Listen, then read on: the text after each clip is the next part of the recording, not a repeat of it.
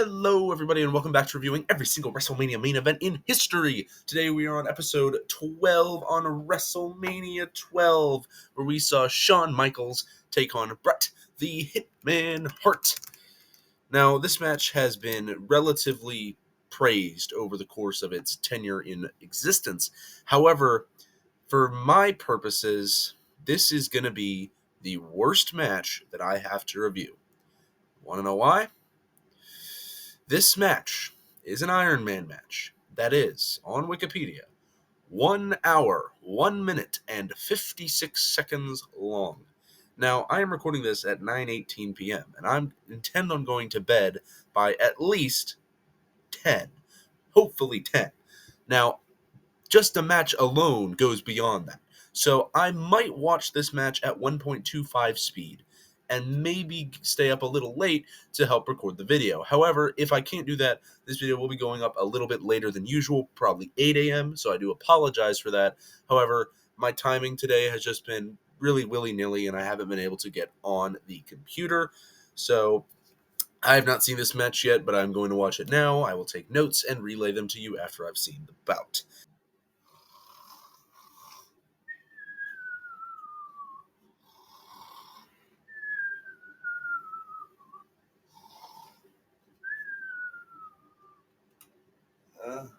Oh, right, the match. Yeah. So, hi everybody. I'm really tired, but I will try and review this match. It's 11:48 p.m. I really want to go to bed, but I will try and get this out as efficiently as possible so it can go out tomorrow morning. So, a couple of pre-match notes here. When the match begins, the ring announcer announces that Shawn Michaels is coming to the ring, but only his mentor, Jose Lothario, appears. So everybody's like, "Where's Shawn?" Jose comes in the ring and he just does this and points up. So this is the famous WrestleMania where Shawn came down through a zip line and he's looking at the crowd, blah, blah, blah, blah, blah, blah, and he zips all the way down to the ring. He lands in the crowd and walks his way to the ring. They also say that this is the first Iron Man match ever. However, as I learned watching a YouTube video, this is not, as there have been a couple that have taken place on live events before this one. As Bret is walking to the ring, the camera catches an unblurred sign that says Shitman versus HBK. They really need to go back and fix that to keep up that PG rating. The ref introduces the rules, saying that they will complete in an Iron Man match, not an Iron Man, and that they'll be wrestling for 60 minutes.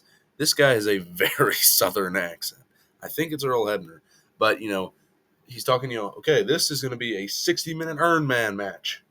And I'm like, an Iron Man? That's The Undertaker. He's not main eventing WrestleManias for a couple years now. You got to wait for him. But nonetheless, the match begins, and the match starts very technical. You got them quick reversals, quick takedowns, and some holds. They exchange headlocks and arm bars for about 10 minutes. So Jerry Lawler, while this is going on, is commentating, and he talks about a group of old people that happen to be at ringside. And one of them is Classy Freddie Blassie. And he says that one of the women who should have been there, who I'm assuming is Blassie's wife, was missing because she went shopping, and I quote, she went shopping at an antique store and they kept her. Which is a wild comment to make. But after another 5 minutes or so, Shawn is running the ropes, but Bret catches him with a really good spine buster that dribbles Shawn's head on the floor. He goes up, boom, boom, boom, as he lands. It looks like it's pretty painful, but Shawn's able to walk that one off. Goes for the sharpshooter, but Shawn's able to wriggle out of it before he's able to lock it in.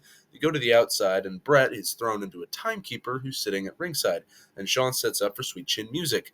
Now, this one is probably the most well-known spot from this WrestleMania, except maybe the ziplining spot itself. So, assuming that this is where the timekeeper is, Bret is about here, and Shawn's that way. And Shawn's foot, if we use this weight, is flying in. And if I'm Bret, I move here, and it hits the timekeeper smack in the face. And it is very well done by both Bret, Shawn, and I guess technically the timekeeper for selling the move very well. They stretcher the man out while Bret is, he has a headlock in the ring, and he's yelling at the ref saying, "Ask Shawn if he's going to quit. It's not a staring contest." What a humorous joke. What a funny one there. Ha ha ha. I was laughing so hard at that one, Bret. So the commentators say that Shawn's head hit the ring post a little bit later after Bret whipped him into the corner. And sometimes, if a wrestler wants to make that apparent, they'll kind of leap in as they go and not just run in. And Shawn does that. But if you're the corner and I'm Shawn, I bound over and I kind of go like this. And then they're like, oh, he hit his head. When it's very clear that he wasn't even close to hitting his head on the post. So there's about a 20-minute gap after that of no interesting action. There's a ref bump in there. There's a couple of decent spots like spine busters, throws outside the ring. Nothing that notable. So Shawn does that one spot that he does sometimes back in the day where he get whipped into the corner and he gets flipped over it. He basically does a front flip and kind of like lands dazed on. So Shawn does that, and Bret goes for a back suplex, which gets a narrow 2 count. A little bit later, they do basically the same spot where Shawn gets thrown over the corner, and the cameraman, if he's here and the corner's up here, Shawn goes like this.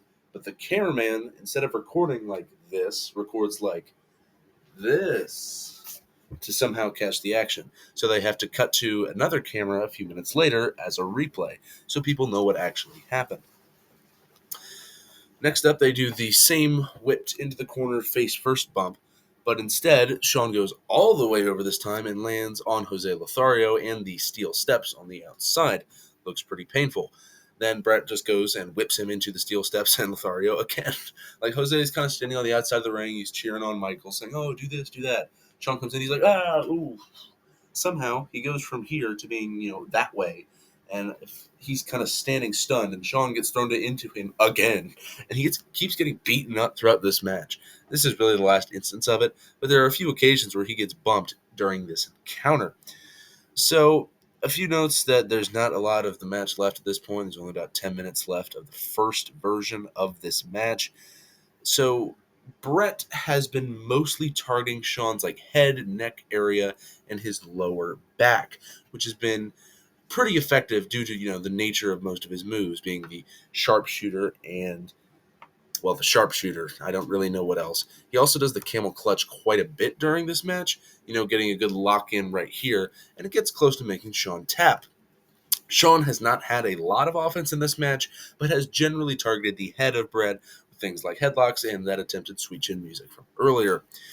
Bret does go for the sharpshooter after a superplex, but Shawn yet again is able to wriggle out of that one. Bret does get in a single leg Boston Crab, but Shawn is able to crawl over to the ropes and stop it. So both men are laid out on the inside of the ring. Shawn kips up, with which the camera does not catch. If this is the camera, right? He's recording. They cut to another camera that's like that sword up there, if you can see that, really far away. And then they cut back after the kip up, and Shawn's just standing in the ring going, and people without commentary are like, huh? What is going on? A couple people are confused in the crowd, as you can tell. So Shawn goes for a top rope drop kick, but Bret does a pretty interesting counter. So Shawn kind of goes Claymore style with this one. He goes pretty high up, and he's bending his legs. So Bret just catches them both and goes for the sharpshooter. He does lock it in, and there's 40 seconds remaining on the clock, but Shawn is able to outlast the clock and does not tap out before the time runs out. Now that the time runs out, Bret is like, "Oh, I must have won because I didn't tap out. I didn't lose." So he takes his title and starts walking away. But the WWF commissioner, what am I saying? Commissioner Gorilla Monsoon says, "No, no, no, no, no, no. We need a definitive winner," and restarts the match under sudden death rules, which basically means first pinfall wins. So Bret's annoyed by this. He's kind of arguing with Monsoon. Gets back to the fight, beats up Shawn for about a minute or so, but Shawn's able to come back and counter a corner tackle, I guess. So you whip someone to the corner, then you run at him like this. It's basically that. Shawn's able to move out of the way, and as Bret's recovering, sweet chin music right to his face. Shawn readies up, hits a second one, and wins the WWF Championship for the first time in his career. This match, I will say, is probably a lot better than some of the other matches I've seen. It's just a lot longer, and there's a lot of dead time. But the times that are interesting are very interesting. So if you were to go through this match and meticulously cut out most of the bits where it's just headlock, oh, they're both down in the ring, oh, one of them's dazed and waiting. This match, if it was like 20 minutes long, would be a banger match.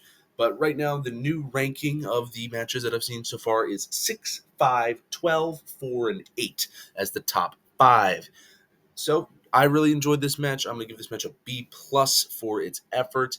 Now, given, yes, that is lower than I gave for 6 and 5. However, now that I'm comparing them to older matches, I can really see how much better or worse they are. So don't take the grades into account in reference to the entire grading scale.